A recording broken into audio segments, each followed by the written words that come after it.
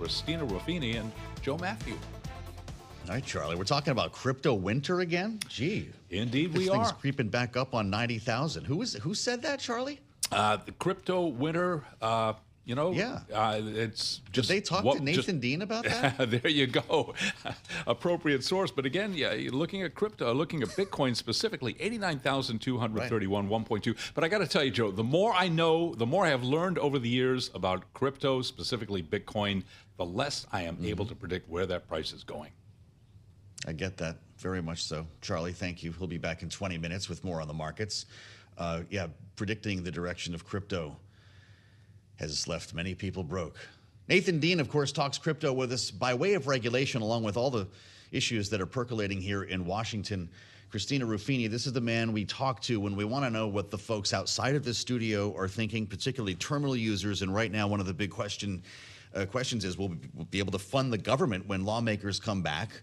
Or are we going to do this whole thing countdown to shutdown again to the end of January? I mean, that's not just a question for terminal users. That's a terminal question for anyone in Washington. See what you did there. Look at that. We got, I got to keep up with you guys. It's perpetual for sure. And, Nathan, of course, does this for a living as our senior U.S. policy analyst, known to some as America's dad. Did you win at flag football this weekend? We lost in a last-second two-point conversion, but everybody got donuts afterwards, so they were. I was going to say, also, wait a minute, Nathan. Do you want him calling you America's dad? Well, yeah, Are we on board 100%, with this? Absolutely. I mean, you were just talking to us about taking your kids to Disney World, so it does seem vaguely accurate. But all right, I got to run with it. There's got to. Is that called like the Japan theory or something? Nathan has uncovered a theory and has proven it, that it's actually cheaper to take your kids to Disney Tokyo than it is to Disney Orlando. Yeah, there was a meme, and we're going to Disney in Florida, so I was like, let's compare and contrast. And I find that but unbelievable. there is a Bloomberg piece to this, though, because the Japanese yen did play into a part of that. So this is a currency story. Had the yen actually been a little bit stronger, then it would have been closer to even. But I had my monitor up and was looking at that. Now people are going to start calling you about this to get the plan,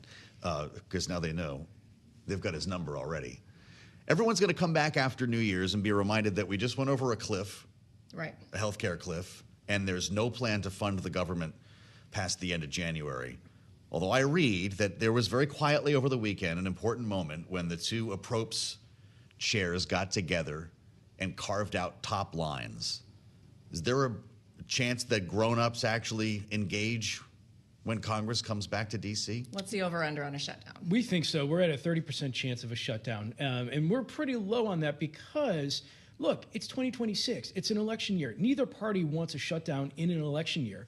From the Republican perspective, they got largely the blame amongst independents for this past shutdown. And so obviously they don't want to rock the boat there. And from the Democratic perspective, they had big wins in Virginia, New Jersey, Miami, New York City. They don't want to rock the boat there. And so it's easiest thing to do, as you both know from being in the city for a long time, the best thing for Congress to do in this situation is to kick the can. Right. They'll kick the can again in this situation, and I don't think there's a shutdown. As we come up on the new year, and many of us will be sitting at home, possibly hungover, I was talking to you earlier about the Epstein hangover for the new year and what the repercussions of all of that will be, if it's going to resurface, if you think it's going to stay with us. How do you think that's going to impact Congress's ability to get things done? Yeah, I mean, what we've told our clients is that, the Epstein case in particular is really no investing angle to it, that we don't cover all that much. But for every day they talk about Epstein in January is not a day that President Trump's talking about affordability. If you go back to his speech from last week, it was all about trying to reset the narrative for next year's elections to try to get this back on affordability.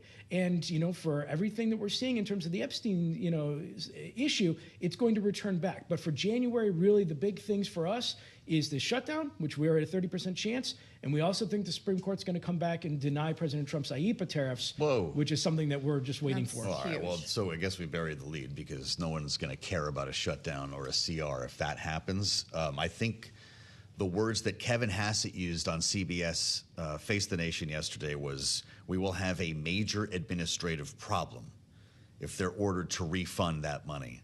You're saying it's going to happen. Is the refund necessarily part of a settlement? So we're at a 60% chance that the Supreme Court's going to come back and say that these are unlawful. So we'll follow up on the trade court and the appeals court.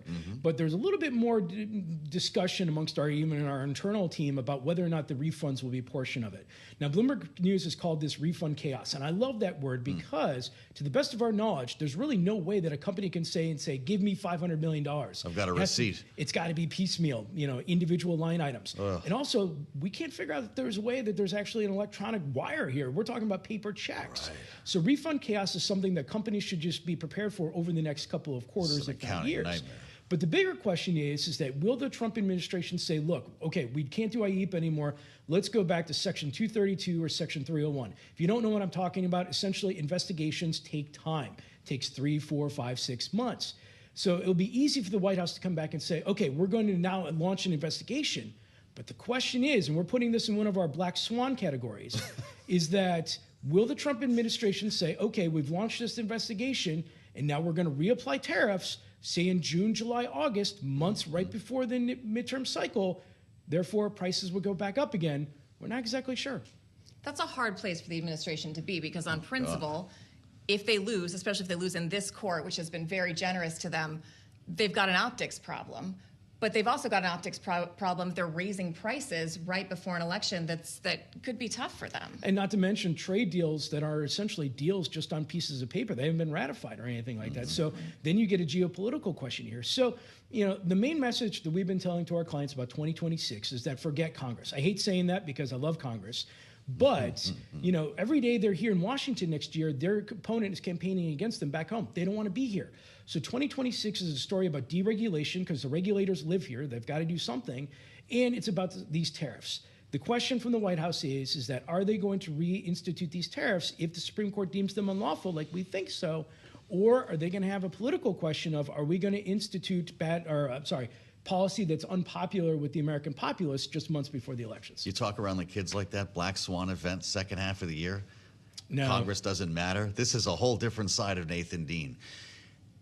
That said, could we have a full year CR so Congress really doesn't matter? I don't think so. No? I think the appropriators, look, they want to get stuff done. I mean, they want to be relevant here. I mean, if there's one thing that we've seen since President Trump has taken office is that the White House has really tried to claw back some of the authority on appropriations to the detriment of Congress. And I think both parties want to be able to say, no, we, Congress, we are the appropriators. Let's get this back into our ball side of the court. I wouldn't rule out a short-term CR, maybe to March. But I think, at the end of the day, I think both parties want to get something done to just at least get us through the rest of the fiscal year. And looking ahead, we were mentioning deregulation in passing. What are your deregulation greatest hits you see coming up next year? So obviously the banking industry, I think, is the biggest one. The banks have been writing a lot of sentiment since the election on deregulation. Now it's actually happening. We had a proposal that was finalized right before Thanksgiving that's going to return about $13 billion in capital to the big banks.